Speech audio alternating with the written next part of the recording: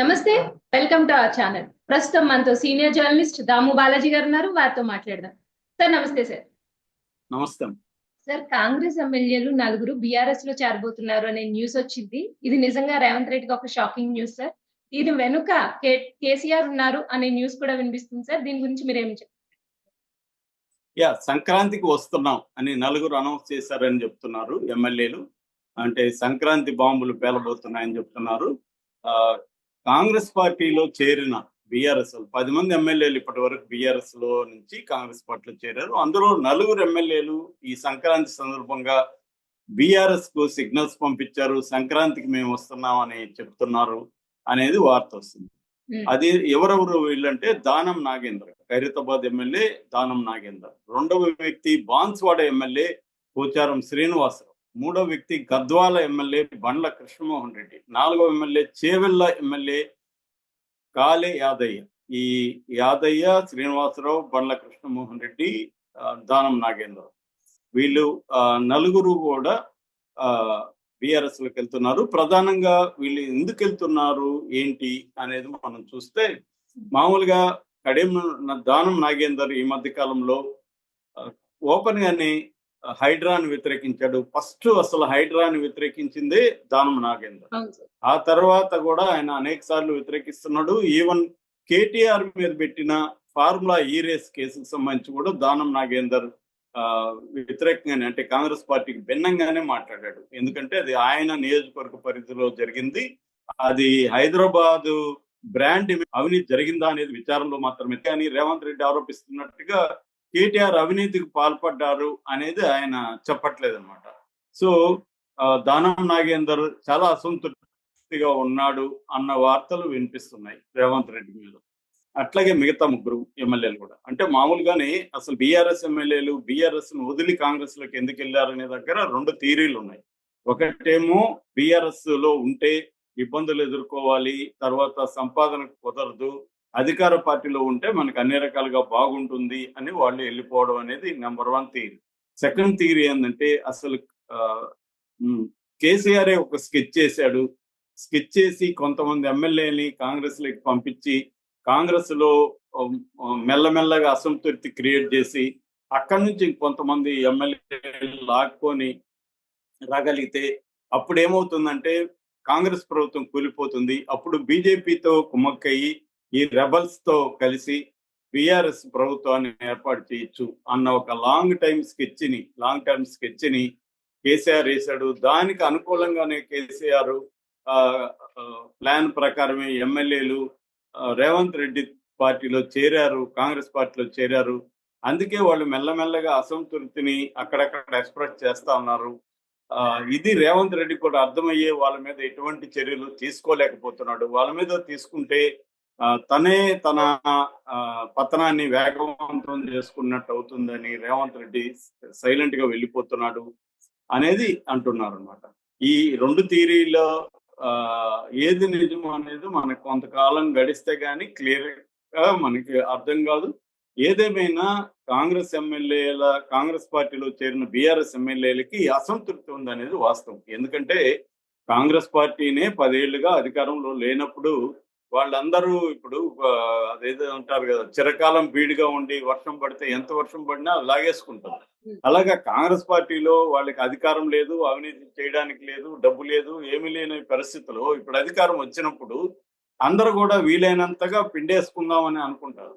అప్పుడు వాళ్ళకే సరిపోకపోతే మళ్ళీ బీఆర్ఎస్ నుంచి 10 మంది పోయి, ఇంకొంత ఎమ్మెల్యేలు 10 మంది, ఇంకొంతమంది ఎమ్మెల్సీలు పోయినారు, మిగతా నాయకులు పోయినారు. వాళ్ళందరూ సంపాదించుకోవడానికి ఎక్కడ కుదురుతుంది? అక్కడ కూడా ఏంటంటే అక్కడ కూడా ఎవరెవరు గట్టిగా పట్టుకోగలుగుతారో వాళ్ళకి పట్టొస్తుంది తప్ప మిగతా వాళ్ళకి రాదు.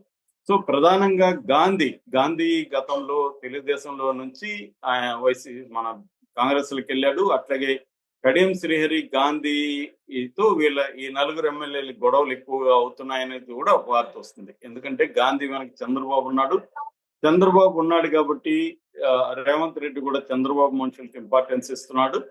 మాకు ఊరికే చేర్పించుకున్నాడు కానీ బీఆర్ఎస్ ని దెబ్బ కొట్టడం కోసం ఆయన మాకేమి ఇంపార్టెన్స్ ఇవ్వట్లేదు, మాకేమీ వనరులు దోచుకోవడానికి వీలు కలగట్లేదు ఎందుకు మేము ఇక్కడ ఉండాలి? అనవసరంగా అటు బీఆర్ఎస్ ప్రజల దగ్గర కూడా చేవాట్లు తినే పరిస్థితి. ఎందుకంటే ప్రజలు ఒక పార్టీలో ఉంటున్నారని గెలిపించారు. బీఆర్ఎస్‌లో ఉన్నారని వీళ్ళని గెలిపిస్తే వాళ్ళు కాంగ్రెస్‌లో చేరితే ఇంకా కాంగ్రెస్ వాళ్ళని ఓడించి ప్రజలు సాధించింది ఏముంటది? సో, అందుకని ఒక పక్క ప్రజల్లో అసంతృప్తి ఉంది. రెండోసారికి అక్కడ నిలబడితే గెలుస్తామో లేదో తెలీదు. మరోపక్క కనీసం ఈ 5 ఏళ్లలో గట్టిగా సంపాదించుకుందామంటే ఇక్కడేమో కుదరట్లేదు.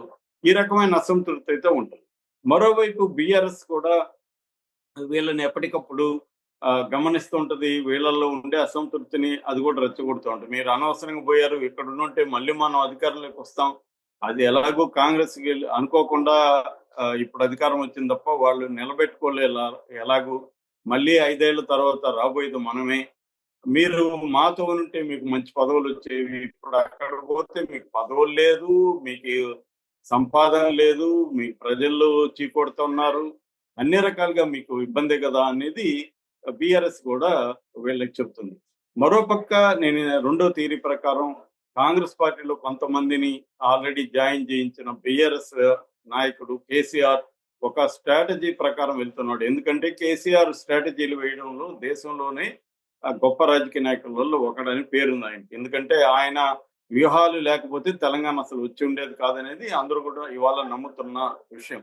ఆయన వ్యూహాలు వేయడం ఎక్కడ రక్తపు చుక్క చిందించకుండా తెలంగాణని తేగలిగాడంటే కేవలం ఆయన లాబింగ్ నైపుణ్యం, వ్యూహాల్ని రచించడంలో ఆయనకున్న తెలివితేటలు, కొన్ని పరిస్థితుల్లో అసాధారణ నిర్ణయాలు తీసుకోవడం, అనేక సార్లు రాజీనామాలు చేసి మళ్ళీ గెలవడం, ఇలాంటివి ద్వారా ఆయన ప్రజల్లో తెలంగాణ సెంటిమెంట్‌ని ఆరిపోకుండా రగులుస్తూనే ఉండగలిగాడు. అలాగే ఢిల్లీ స్థాయిలో లాబింగ్ చేయడం ఇవన్నీ కూడా చేశాడు. అంటే మాకు తెలంగాణ ఇస్తే బీఆర్ఎస్ అప్పట్లో టీఆర్ఎస్‌ని కాంగ్రెస్‌లో విలీనం చేస్తాడని సోనియా గాంధీని నమ్మించగలిగాడు.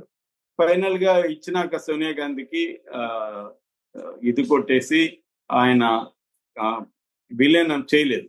సరే కారణాలు ఏమైనప్పటికీ ఇప్పుడు సైలెంట్‌గా ఉన్నాడు. అదేదో సామెతలాగా నా మౌనం కాదు గోడకు వేలాడే తుపాకీ అన్నట్టుగా కేసీఆర్ మౌనం కాదు ఒక గోడకు వేలాడే తుపాకీ. అంటే అర్థమేమిటి? ఆయన సైలెంట్‌గా ఉండట్లేదు. ఆయన కొన్ని వ్యూహాలు రచిస్తున్నాడు. కొన్ని రకాల ట్రాప్స్ ప్రిపేర్ చేస్తున్నాడు రేవంత్ రెడ్డి కోసం. అందుకే ఆయన సైలెంట్‌గా ఉంటున్నట్టుగా చెప్తున్నారు గానీ, ఆయన కొత్త సంవత్సరం జనవరి ఫెస్టివల్ తర్వాత ఆయన కూడా రంగంలోకి దిగే అవకాశం ఉంది. ముఖ్యంగా కేటీఆర్‌ని జైలుకి పంపిస్తే కేసీఆర్ రంగంలోకి దిగే అవకాశం ఉంది. ఎందుకంటే ఆయన ఏమనుకుంటున్నారంటే రేవంత్ రెడ్డి మీద ప్రజల్లో వ్యతిరేకత వస్తది. వ్యతిరేకత వచ్చిన తర్వాత మనం రంగంలోకి దిగుదాం అన్న ఒక ఆలోచనలో కేసీఆర్ వెయిట్ చేస్తున్నాడు అనేది చెప్తున్నారు. అందులో భాగంగానే బీఆర్ఎస్ ఎమ్మెల్యేలు ఎవరైతే కాంగ్రెస్‌లో ఉన్నారో వాళ్ళని గర్వాపసి వెనక్కి లాక్కోవడం అనేది ఫస్ట్ స్టెప్.